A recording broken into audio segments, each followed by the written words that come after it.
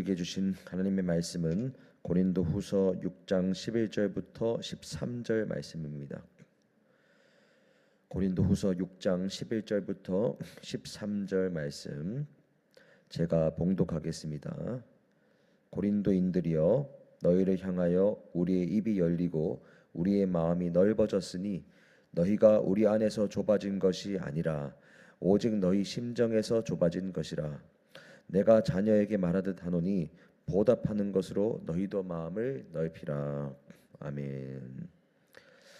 오늘 본문은 바울이 성도가 겪게 되는 관계의 중요성을 가르치고 있다고 보아도 되는 말씀입니다. 먼저 11절부터 13절까지 말씀은 바울이 고린도 교회 성도들을 향해서 그들의 마음을 넓히라고 권면하는 장면입니다.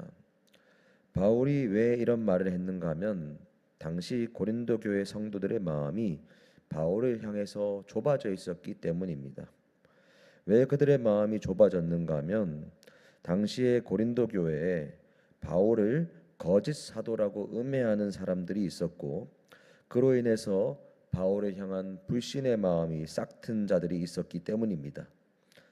이들의 마음은 바울을 향해서 점점 좁아지면서 닫혀졌고, 또 그로 말미암아서 바울이 전하는 복음의 진리의 내용을 향해서도 마음이 닫히게 되었습니다.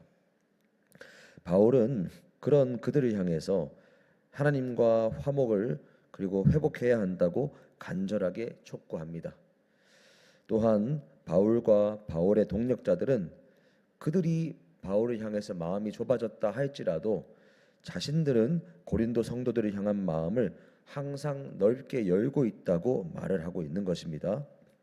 고린도 교회 성도들이 아무리 자신들을 오해하고 마음을 어렵게 한다고 해서 그들을 결코 버리지 않으니 다시 우리가 관계를 회복하고 복음의 진리 가운데로 돌아오라고 권면하고 있는 것입니다. 우리가 여기서 꼭 기억해야 하는 사실은 바울이 이러한 말을 한다고 해서 바울 쪽에서 먼저 잘못한 것은 결코 없다는 사실을 기억할 필요가 있습니다. 고린도 교회 성도들이 거짓 선지자들에 의해서 선동당하고 속았기 때문에 그들이 먼저 마음을 닫고 복음의 진리마저도 거부하는 상황이 펼쳐졌는데, 바울은 자신이 잘못한 것은 없지만 복음의 진리마저 닫히고 왜곡되는 것을 막기 위해서 관계의 회복을 시도하고 있는 것입니다. 바울은 단순하게 자신이 오해받고 인정받지 못하는 것 때문에 마음이 아파서 그 관계를 회복하려고 하는 것이 아니고, 또는 자신의 권위가 흔들리고 권위를 잃어버리는 것이 싫기 때문에 그들을 설득한 것이 아니라 오해로 인하여 관계가 닫혀지고 올바른 복음마저 변질되려고 했기 때문에 바울이 관계 회복을 위해서 힘쓰고 권하는 것입니다. 사랑하는 여러분, 우리가 오늘 말씀에서 이 바울의 애씀을 통해서 발견할 수 있는 중요한 원리가 있습니다. 그것은 사람은 생각보다 합리적인 것 같지만 합리적이지 않다는 것입니다. 이게 무슨 말인가 하면 사람은 합리적으로 생각해서 그 사람이 하는 말이 맞냐 틀리냐 이것을 물론 생각할 수 있습니다.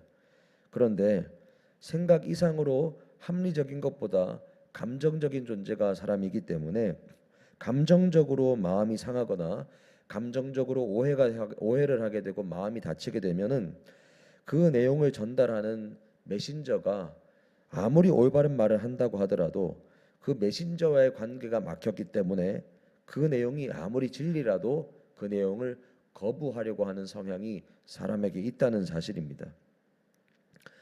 고린도 교회 성도들에게서 그러한 모습이 그대로 나타난 것이죠. 이러한 사실을 볼 때 우리가 무엇을 주의해야겠습니까? 복음을 전하는 자의 입장에 있을 때 우리가 주의해야 할 것이 있고요. 복음과 같은 진리의 말씀을 들을 때 우리가 주의해야 할 사실이 있습니다. 먼저 복음을 전하는 자의 입장에서는 우리가 어떻게 해서든지 복음을 듣는 자, 배우는 자가 실족하지 않도록 최선을 다해야 하는 것입니다. 최대한 우리의 말과 행동을 조심해야 합니다. 나의 섣부른 말과 행동으로 인한 실수가 누군가의 마음을 닫고 누군가를 실족하게 한다면 그때부터는 아무리 올바른 진리의 내용을 말한다고 하더라도 들어가지가 않습니다. 그래서 먼저 나 때문에 마음이 다친 사람이 있다면 관계를 회복하는 것이 복음을 전하는 데에도 너무나 중요합니다.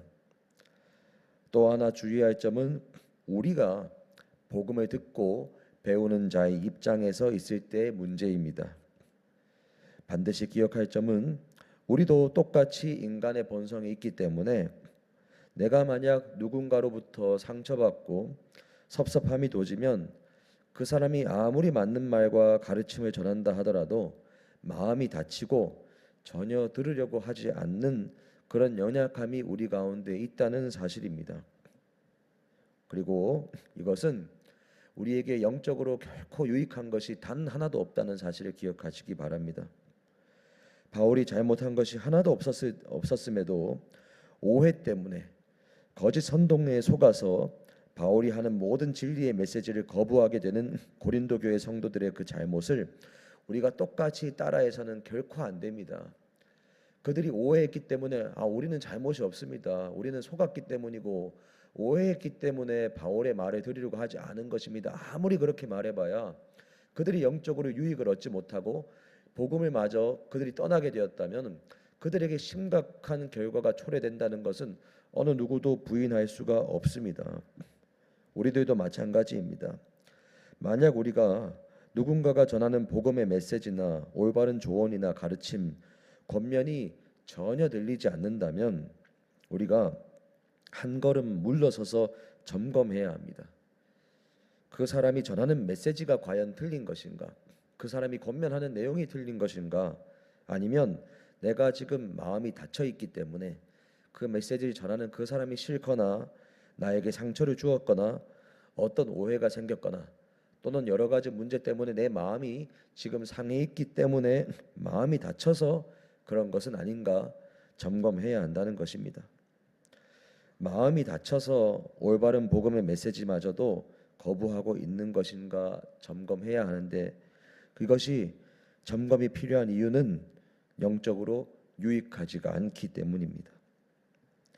우리가 마음이 다치는 원인은 여러 가지가 있을 수 있습니다. 누군가 정말로 의도적으로 나를 상처 입혔기 때문에 그런 걸 수도 있고요. 상대는 의도하지 않았지만 나의 어떤 예민한 마음이 마음에 스스로 상처를 만들 수도 있습니다. 그리고 별다른 이유 없이 나 혼자서 섭섭한 마음이 생길 수도 있습니다. 얼마든지 여러 가지 상황 속에서 여러 말들 속에서도 오해가 생길 수 있고 우리의 마음이 다칠 수 있는 그런 요소들은 얼마든지 많이 있습니다. 그렇지만 그 원인이 무엇이든지 간에 관계 때문에 생긴 문제로 인하여 다쳐버린 내 마음을 그대로 두는 것은 결코 영적으로 유익하지 않습니다. 영적으로 나를 병들게 합니다. 공동체 구성원 한 명을 잃어버리게 하는 것입니다. 그 사람과 함께 나누는 복음의 메시지가 올바른 것인지 더 이상 나에게 중요하지 않게 됩니다.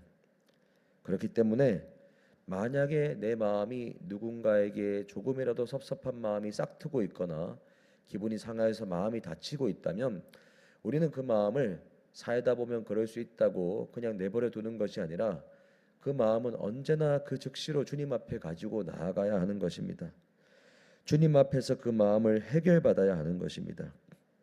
그리고 더 나아가서 할 수 있다면 그 사람과 기도하면서 대화를 통해 그 문제를 풀어야 하는 것입니다. 특히나 이 문제가 목회자와의 관계에서 생긴다면은 더욱더 심각하게 될 수 있습니다. 매주 말씀을 들어야 하는데 마음이 닫혀버리면 그때부터 그 목회자가 전하는 설교는 더 이상 들리지가 않습니다. 제가 청년 생활을 할 때에도 청년 목회자에게 오해를 통해서 상처를 받았든 목회자가 했는 말 때문에 상처받았든 어떤 형태를 통해서든 상처받았다는 청년들은 그때부터 매주 말씀의 은혜를 절대로 누리지 못하는 것을 자주 봐왔습니다. 물론 목회자 쪽에서도 성도의 마음에 상처를 입히지 않기 위해서 말과 행동을 조심하는 것은 당연한 것이고요. 목회자가 인격적으로 준비하는 것도 정말로 필요한 훈련의 과정입니다. 그렇지만 목회자가 말씀에 근거해서 권면하고 또 올바르게 성장하기 위해서 가르치는 그 내용 때문에도 내가 상처받았다고 말하는 것은 또 곤란하다고 할 수 있습니다. 어찌되었든 목회자가 평소 성도와의 관계에서 말이나 행동으로 상처를 주었다면, 그리고 그 사실을 알게 되었다면 목회자 측에서도 관계 회복을 위해서 당연히 힘을 써야 합니다. 그렇지만 성도 역시도 그 마음을 오래 품는 것이 좋은 것이 결코 아닙니다. 차라리 빨리 기도하고 목회자를 찾아가서 그 마음을 털어놓고 관계를 해소해야 합니다. 그리고 단순하게 목회자와 성도의 관계에서뿐만 아니라 성도와 성도의 관계에서도 이 원리는 그대로 이어집니다. 관계적인 어려움 때문에 교회로 나오는 것이 더 이상 쉽지가 않고 어렵고 이 자리로 나오는 것이 은혜롭지 않는 것, 그 문제는 속히 주님 안에서 회복되어야 하는 것입니다. 이것을 오랫동안 품고 있을 때 결코 나에게 유익하지 않고 그것을 좋아하는 존재는 영적으로 마귀밖에 없다는 사실을 우리는 반드시 기억을 해야 합니다. 사랑하는 여러분, 오늘 관계가 막히면 진리도 막힐 수 있다는 말씀의 내용을 보았습니다. 우리가 섣부른 말과 행동으로 누군가를 실족하게 하며 관계를 막아버리는 것도 우리는 반드시 주의해야 하고요. 또한 누군가의 말과 행동 때문에 내가 상처받았다고 그걸 오랫동안 붙잡고 그걸 마치 나의 권리 마냥 붙잡고 있는 마음도 결코 오래 품어서는 안 됩니다. 주님 안에서 해결해야 하고요. 그 사람과도 해결해야 하는 문제입니다. 그래야 우리의 영혼이 우리에게 주어진 복음을 우리 스스로 변질시키지 않고 건강하게 복음을 붙잡고 있을 수가 있습니다. 우리가 이 진리의 사실을 반드시 기억하면서 주님 안에서 늘 서로 사랑하기에 힘쓰고 화목하기에 힘쓰는 우리 큰숲교회 공동체가 되기를 예수님의 이름으로 축복합니다. 함께 기도하겠습니다. 하나님 아버지, 감사합니다. 아버지, 우리의 말과 행동과 삶의 모습에 있어서 누군가의 영혼을 실족시키지 않도록 우리에게 지혜를 더하여 주옵소서. 또한 우리가 누군가 때문에 실족하는 바가 있다면 아버지, 우리를 또한 불쌍히 여겨주셔서 실족한 바가 회복되어서 정말로 우리가 말씀을 듣는 것에 막힘이 없게 하여 주옵소서. 어떠한 모습이든 어떠한 마음이든 우리 마음에 조금이라도 실족하거나 막힌 것들이 있다면, 그리고 누군가를 그렇게 한 것이 있다면 결코 오랜 시간 덮어두지 않게 하시고 주님 앞에 나아가 예수의 이름 앞에 해결받고 치유받아서 말씀을 듣고 배우고 자라고 성장하는 것이 오랜 시간 막히지 않도록 주님 우리를 회복시키시고 지켜보호하여 주옵소서.